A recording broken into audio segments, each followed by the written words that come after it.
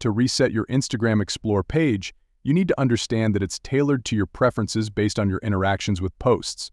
If you frequently engage with certain types of content, you'll see more of it on your Explore page. To reset your Explore page, start by tapping on posts you're not interested in and selecting the Not Interested option.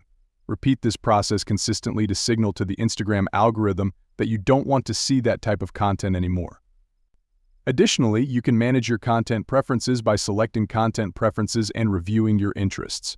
This helps refine what appears on your Explore page over time. Another method involves accessing your phone settings, navigating to the Instagram app settings, and clearing the app's cache. This may help reset your Explore page, but results may vary.